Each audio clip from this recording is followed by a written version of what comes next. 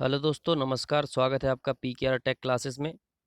दोस्तों, आज हम लोग देखने वाले हैं BHPSCL electrician question paper set 1। ठीक दोस्तों, तो जो भी हमारे चैनल पर नए हैं वो हमारे चैनल पीकेआर टेक क्लासेस को सब्सक्राइब करें, लाइक एंड शेयर करें। ठीक दोस्तों, तो देखते हैं क्वेश्चन पेपर। ठीक दोस्तों, तो इस सेट के हम लोग इलेक्ट्रिकल के क्वेश्चन देखेंगे। ठीक है, और वीडियो को अंत तक ज़रूर देखा करिए दोस्तों, आपके लिए काफ़ी हेल्पफुल रहेगा। ठीक है, तो देखते हैं पहला क्वेश्चन इलेक्ट्रिकल का। क्या है the most commonly used material for overhead insulator as. Overhead insulator के लिए कौन सा मटेरियल होता है जो मोस्टली यूज करते हैं? तो वो होता है दोस्तों पोर्सलिन। ठीक है, पोर्सलिन के सबसे ज़्यादा इंसुलेटर बनाए जाते हैं। अगला क्वेश्चन दोस्तों, the helical coils are generally used for. जो हेलिकल कॉइल होती है दोस्तों, वो कहाँ पर जनरली यूज्ड होती है, किसके लिए? तो ये होती है दोस्तों low voltage winding of large transformer. ठीक है दोस्तों, हेलिकल कॉइल्स हम लोग लो वोल्टेज वाइंडिंग के लिए लार्ज ट्रांसफार्मर में यूज करते हैं। ठीक है, अगला क्वेश्चन दोस्तों, a line of 1 metre is shown by 1 centimetre on a scale, it's representative fraction RF as कितना होगा दोस्तों? तो ये होता है 1/100। अगला क्वेश्चन दोस्तों, the efficiency of A transmission line. तो इफिशियंसी जो होती है ट्रांसमिशन लाइन की, वो क्या होती है? Is inversely proportional to the square of load power factor, increase with the increase in load power factor, या decrease with the increase in load power factor, या is independent of load power factor. तो जो efficiency होती है दोस्तों, वो load power factor के साथ में बढ़ती है। अगर increase with the increase in load power factor, अगर पावर फैक्टर बढ़ेगा तो इसकी इफिशियंसी बढ़ेगी। ठीक है दोस्तों। ठीक है दोस्तों, अगला क्वेश्चन देखते हैं। In 132 kV system phase to ground capacitance is 0.015 microfarad and inductance is 6 henry. The value of resistance to be connected across contacts of circuit breaker to eliminate voltage surge. तो वोल्टेज सर्ज को eliminate करने के लिए दोस्तों circuit breaker के across में कितना resistance, कितने मान का रेजिस्टेंस को जोड़ना पड़ेगा दोस्तों? तो ये लगभग हम लोग जब इसको सॉल्व करेंगे दोस्तों, तो ये निकल के आता है 10 किलो ओम के समथिंग। ठीक दोस्तों, अगला क्वेश्चन दोस्तों, the operating speed of an induction motor is. तो इंडक्शन मोटर की ऑपरेटिंग स्पीड क्या होती है दोस्तों? Remain constant with the increase of load, या increase with the increase of load, या decrease too much with the increase of load, या decrease slightly with the increase of load.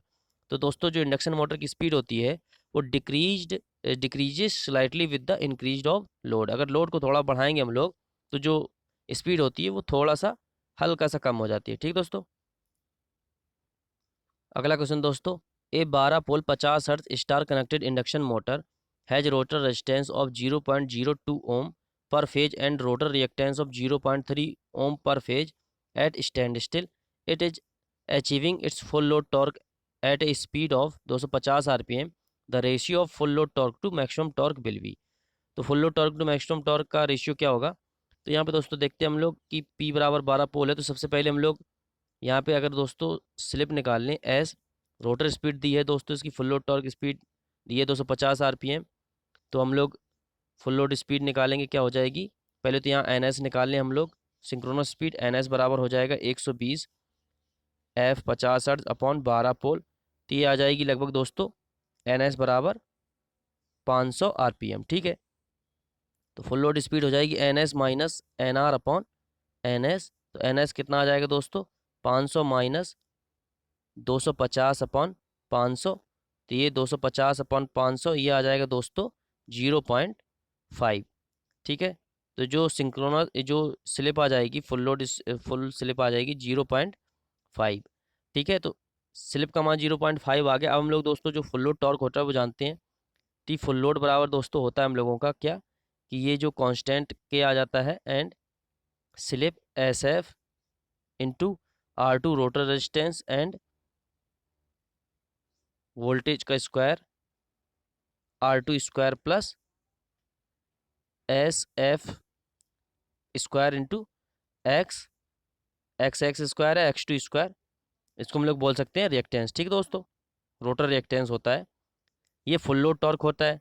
ठीक है दोस्तों, एंड मैक्सिमम जो टॉर्क होता है, तो मैक्सिमम टॉर्क हम लोग जो दोस्तों जानते हैं वो रोटर रेजिस्टेंस पे मतलब डिपेंडेंट नहीं करता। तो जो मैक्सिमम टॉर्क निकल के आता है दोस्तों, जब हम लोग इसको मैक्सिमम टॉर्क निकालते हैं तो वो निकलता है के ई टू स्क्वायर अपॉन 2x2। ठीक है,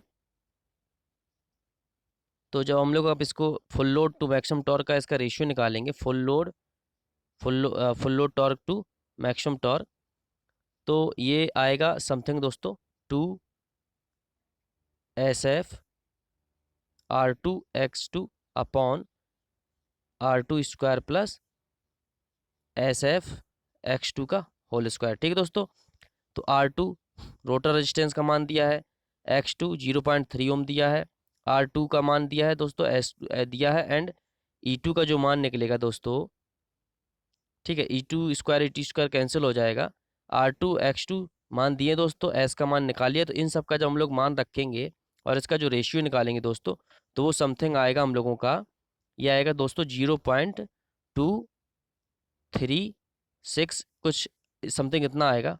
तो इसको हम लोग लिख सकते हैं दोस्तों 0.24 के समथिंग। ठीक है, तो जो रेशियो आएगा दोस्तों वो आएगा 0.24।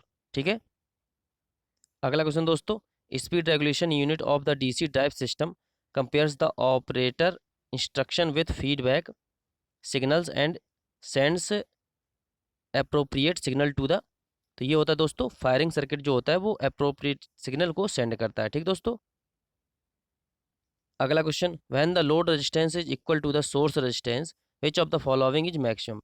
तो जब RL बराबर RTH हो जाता है दोस्तों, तो कौन सी क्वांटिटी होती है जो मैक्सिमम हो जाती है, तो वो होती है दोस्तों पावर। ठीक है, RL बराबर RTH होता जाता है तो हमको पावर मैक्सिमम मिलती है। ठीक है,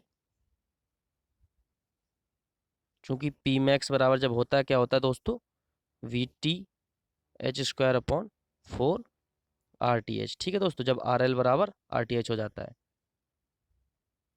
अगला क्वेश्चन दोस्तों, in air circuit breaker the making and breaking a circuit takes place in the medium of. वो बोला दोस्तों इन एयर सर्किट ब्रेकर, जब एयर सर्किट ब्रेकर की बात कर रहा है दोस्तों, तो making and breaking circuit take place in the medium, medium के लिए कौन सा यूज करेंगे दोस्तों, तो वो होगा एयर। ठीक है दोस्तों, अगला क्वेश्चन दोस्तों, which of the following statements is correct with reference to synchronous generator. तो सिंक्रोनस जनरेटर के रेफरेंस में कौन सा स्टेटमेंट सत्य है दोस्तों, तो देखेंगे armature and field winding are both rotating. तो दोनों रोटेटिंग नहीं होते हैं दोस्तों, they have stationary armature and rotating field winding. कि दोस्तों जो सिंक्रोनस जनरेटर होता है उसमें आर्मेचर स्टेशनरी होता है एंड फील्ड रोटेटिंग होती है। ठीक है, अगला क्वेश्चन दोस्तों, ए 4 पोल 3 phase 50 hertz induction motor runs at a speed of 1455 RPM speed, the frequency of the induced EMF in the rotor under this condition is. तो वो रोटर फ्रिक्वेंसी पूछ रहा है दोस्तों। तो सबसे पहले हम लोग यहाँ से NS निकाल लेंगे, सिंक्रोनस स्पीड निकालेंगे दोस्तों, क्या हो जाएगी 120, F कितना है 50 हर्ट्ज अपॉन P 4 पोल है, तो ये आ जाएगी दोस्तों हम लोगों की जो सिंक्रोनस स्पीड है वो आ जाएगी 1500 RPM। ठीक है दोस्तों, तो अब यहाँ से हम लोग स्लिप निकाल लेंगे, S बराबर क्या होता है NS माइनस NR, NR दिया 1455 अपॉन NS, तो NS 1500 माइनस 1455 अपॉन 1500। ठीक है, तो S निकालेंगे दोस्तों, यहाँ पे हम लोग कितना हो जाएगा, ये बचेगा 45 अपॉन 1500। तो ये अगर हम लोग काटेंगे 15 से, तो 15 तिया 45 एंड ये 3/100, तो S का मान जो स्लिप का मान आ जाएगा वो आ जाएगा दोस्तों 3/100। अब हम लोग रोटर फ्रिक्वेंसी क्या होती है दोस्तों, जो रोटर फ्रिक्वेंसी FR बराबर होता है वो होता है दोस्तों S into FS supply frequency. तो S का मान आ गया दोस्तों 3/100 एंड FS है कितना, सप्लाई फ्रिक्वेंसी 50 हर्ट्ज। तो इसको हम लोग निकालेंगे, 50 से 100 कटेगा 2 बार, तो 2 से 3 काटेंगे 1.5 हर्ट्ज। तो जो रोटर इंड्यूस्ड फ्रिक्वेंसी होगी दोस्तों, induced EMF in the rotor circuit की जो फ्रिक्वेंसी होगी वो होगी 1.5 हर्ट्ज। अगला क्वेश्चन दोस्तों, a household has a load of 16 lights and 8 fans as per the Indian standards insulation institution, the minimum number of sub circuits required for the given load से। तो इतने load के लिए दोस्तों सब circuit कितने होंगे, कितने रिक्वायरमेंट सब सर्किट बनेंगे दोस्तों, तो देखेंगे 16 लाइट्स हो गई एंड 8 फैंस, तो टोटल पॉइंट कितने हो गए दोस्तों, 16 8 24 फैन 24 पॉइंट हो गए। तो चूंकि दोस्तों सब सर्किट की बात होती है, तो सब सर्किट में दोस्तों क्या होता है कि मैक्सिमम 10 पॉइंट हो सकते हैं दोस्तों, एंड पावर जो हो सकती है दोस्तों वो 800 वाट हो सकती है। तो 10 पॉइंट के हिसाब से दोस्तों 10 पॉइंट का एक सब सर्किट, 10 पॉइंट का दो सब सर्किट। अब पॉइंट कितने और टोटल सर्किट बचे दोस्तों? 4। तो 4 का एक और सब सर्किट बन जाएगा। तो टोटल सब सर्किट की संख्या कितनी होगी दोस्तों? 3। ठीक है।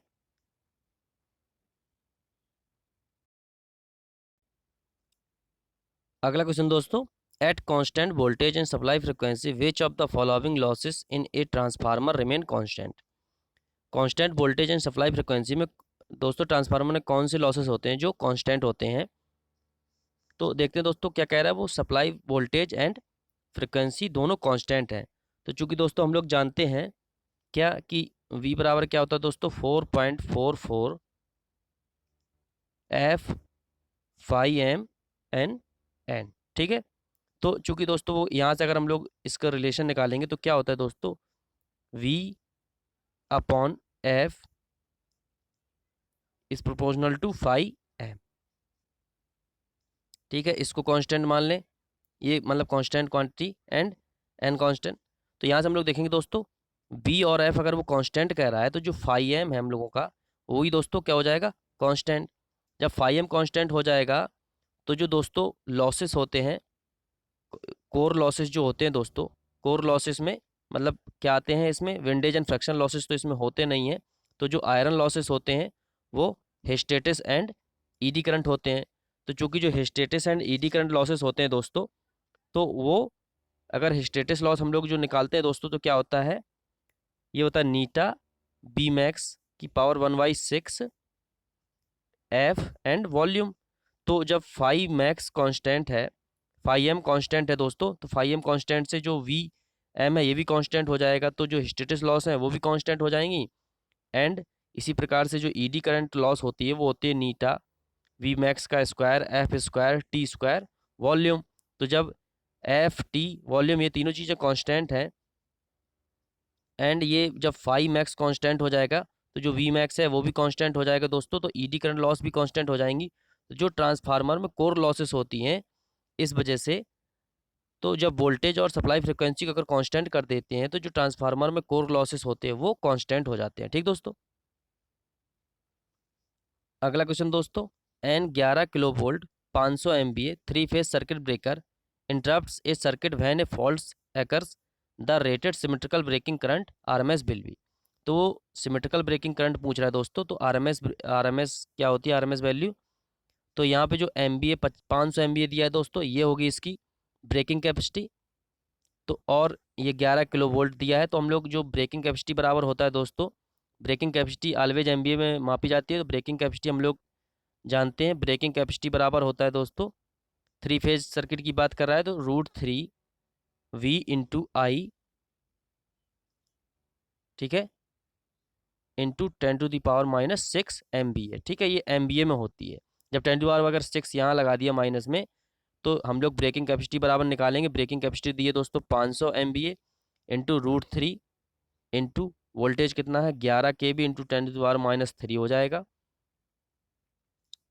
सॉरी 10⁻³ हो जाएगा, इंटू माइनस नहीं आएगा आई, मतलब ये आई यहाँ पे जो होगी ये होगी दोस्तों इसकी सिमेट्रिकल ब्रेकिंग करंट। ठीक है, एंड 10⁻⁻6। ठीक है, तो यहाँ से जब हम लोग सॉल्व करेंगे तो ये हो जाएगा 500 अपॉन √3 इंटू 11, और ये 10⁻³ से 10⁻⁻6 कट जाएगा माइनस के 3 तक, तो ये बच जाएगा 10⁻⁻3। जब 10⁻⁻3 इधर नीचे आएगा 10⁻⁻3, तो ये चला जाएगा ऊपर, इंटू में 10⁻³ हो जाएगा। ठीक है, तो अब क्या होगा दोस्तों? आई बराबर आ जाएगा 500 इंटू 10⁻³ अपॉन √3 का मान 1.732 इंटू 11। ठीक है, तो जब दोस्तों हम लोग इसको सॉल्व करेंगे तो किलो एम्पियर में, यहाँ देखिए ऑप्शन में दिया है किलो एम्पियर में मान निकल रहा है ब्रेकिंग करंट का, सिमेट्रिकल ब्रेकिंग करंट का, तो ये आरएमएस मान ही आएगा दोस्तों। तो जब ये इसको सॉल्व करेंगे तो ये आएगा दोस्तों हम लोगों का समथिंग 26 किलो एम्पियर के आसपास। ठीक दोस्तों। अगला क्वेश्चन दोस्तों, the feeder size is mainly based on. तो जो फीडर का साइज होता है दोस्तों वो मेनली लोड करंट के आधार पर डिसाइड किया जाता है। ठीक है। एंड दोस्तों जो डिस्ट्रीब्यूटर का साइज होता है दोस्तों, वो वोल्टेज ड्रॉप के आधार पर डिसाइड किया जाता है। ठीक है दोस्तों, अगला question, the stator of split phase induction motor has two winding called running winding and starting winding. The starting winding has, तो रनिंग वाइंडिंग दोस्तों, रनिंग वाइंडिंग को ही रनिंग वाइंडिंग या main winding, and starting winding या auxiliary winding. तो दोस्तों हम लोग देखते हैं जो स्प्लिट फेज इंडक्शन मोटर होती है उसमें दो वाइंडिंग होती है, running winding and starting winding. तो जो स्टार्टिंग वाइंडिंग होती है दोस्तों, उसके जो नंबर ऑफ टर्न होते हैं वो कम नंबर ऑफ टर्न का थिन वायर का बनाया जाता है। तो जो दोस्तों इसका स्टार्टिंग वाइंडिंग का रेजिस्टेंस होता है वो high resistance and low inductance के लिए बनाई जाती है। तो कम टर्न में पतले तार का कम टर्न में बनाया जाता है स्टार्टिंग वाइंडिंग को, एंड रनिंग वाइंडिंग जो होती है मेन वाइंडिंग, वो मोटे टर्न में ज़्यादा टर्न की बनाई जाती है। तो उसका जो रेजिस्टेंस होता है वो low resistance and high inductance होता है रनिंग वाइंडिंग का। ठीक है, स्टार्टिंग वाइंडिंग का होता है high resistance and low inductance. और जो दोनों वाइंडिंगें होती हैं वो दोस्तों पैरेलल में कनेक्ट होती हैं। ठीक है, अगला क्वेश्चन दोस्तों, for temporary use of electricity in open areas, electricity के टेम्प्रोरी यूज के लिए ओपन एरियाज में विच type of wiring is generally use. कौन से प्रकार की वायरिंग यूज करते हैं दोस्तों? तो उसके लिए दोस्तों हम लोग क्लीट वायरिंग यूज करते हैं जनरली। अगला क्वेश्चन दोस्तों, which material is use to prevent the conductors from coming out of slots. तो कौन से मटेरियल के दोस्तों हम लोग कंडक्टर्स को कमिंग आउट ऑफ स्लॉट्स से सुरक्षा देते हैं? तो ये होता है दोस्तों बैम्बू। अगला क्वेश्चन दोस्तों, in star delta starters method the voltage across each phase winding is equal to where V L is the line voltage. तो स्टार डेल्टा स्टार्टर मेथड में voltage across each phase winding में तो क्या होता है दोस्तों, star में V L बराबर √3 वी फेज स्टार कनेक्शन में। तो फेज वाइंडिंग के अक्रॉस वोल्टेज क्या हो जाएगा, वी फेज क्या होता है, वी एल अपॉन √3। ठीक है, अगला question, in phosphor coated discharge lamp the emitted wavelength of cadmium borate is. तो ये कितना वेव लेंथ इमिट करती है दोस्तों कैडमियम बोरेट? 6150 एंगस्ट्रॉम। अगला क्वेश्चन दोस्तों, as per the general specifications for electrical works the preferred location for switch room is. एक general specification के आधार पर जो इलेक्ट्रिकल वर्क के लिए रूम होगा उसके लिए कौन सा लोकेशन सबसे अच्छा रहेगा? तो any corner of the ground floor, no दोस्तों, near the entrance on ground floor. जैसे ही हम लोग दोस्तों एंट्रेंस जहाँ पे अगर एंट्री लेंगे उसके पास में ग्राउंड फ्लोर में होना चाहिए स्विच रूम। अगला क्वेश्चन दोस्तों, the rotor rheostat speed control method is used in. Rotor state speed control method किस में यूज कर सकते हैं दोस्तों? तो स्लिप रिंग इंडक्शन मोटर में यूज कर सकते हैं, क्योंकि इसके रोटर सर्किट में एक्सटर्नल रेजिस्टेंस जोड़ने की व्यवस्था होती है। बकाया double squirrel cage induction motor या single squirrel cage induction motor and synchronous motor, इन सब में एक्सटर्नल रेजिस्टेंस नहीं जोड़ सकते हम लोग रोटर में। ठीक है, अगला क्वेश्चन दोस्तों, which among the following is the energy conversion principle in an electric room heat converter. Electric room heat converter में कौन सा एनर्जी कन्वर्जन प्रिंसिपल चलता है दोस्तों? वो होता है रेजिस्टेंस हीटिंग। अगला क्वेश्चन दोस्तों, the maximum disturbance levels acceptable for industrial environments are defined by. तो ये होता है दोस्तों IEC 61000/6 स्टैंडर्ड्स। अगला क्वेश्चन दोस्तों, which motors is also used for reactive power control at power houses. तो रिएक्टिव पावर कंट्रोल के लिए दोस्तों पावर हाउस में हम लोग यूज करते हैं सिंक्रोनस मोटर को जनरली। बिकॉज दोस्तों क्योंकि सिंक्रोनस मोटर जो होती है वो leading, lagging and unity power factor तीनों पर चल सकती है। अगला क्वेश्चन दोस्तों, the average working life of a compact fluorescent lamp CFL is. तो CFL की एक एवरेज वर्किंग लाइफ कितनी होती है दोस्तों? ये होती है लगभग 8000 आवर। अगला क्वेश्चन दोस्तों, which of the following equipments is not found at A substation. Substation में कौन सा इक्विपमेंट नहीं पाया जा सकता है दोस्तों, कौन सा नहीं होता? तो लाइटनिंग अरेस्टर ये लगे होते हैं, सर्किट ब्रेकर भी होते हैं, इंसुलेटर भी होते हैं। तो एक्साइटर नहीं होते।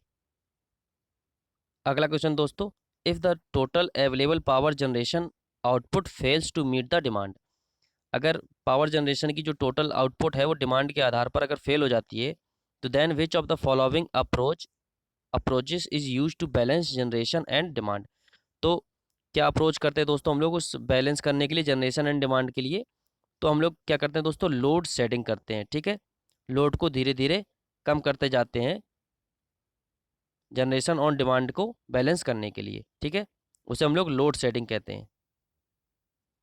अगला क्वेश्चन दोस्तों, इस synchronous motor running with normal excitation, एक सिंक्रोनस मोटर है जो नॉर्मल एक्साइटेशन पर चल रही है, तो adjust to change in load by change in, तो लोड चेंज के एडजस्ट के लिए हम लोग अगर आर्मेचर करंट को चेंज कर देंगे तो adjust to change in load, normal excitation पे लोड चेंज हो जाएगा। ठीक है, अगला क्वेश्चन दोस्तों, which type of electrical motor is used in domestic mixers, तो डोमेस्टिक मिक्सर में दोस्तों यूनिवर्सल मोटर्स यूज करते हैं। ठीक है, जो विदाउट लोड नहीं चल सकती है, हर समय लोड उस पर कनेक्ट होगा तभी चलती है। ठीक है, विदाउट लोड उसकी स्पीड इन्फिनिटी हो सकती है।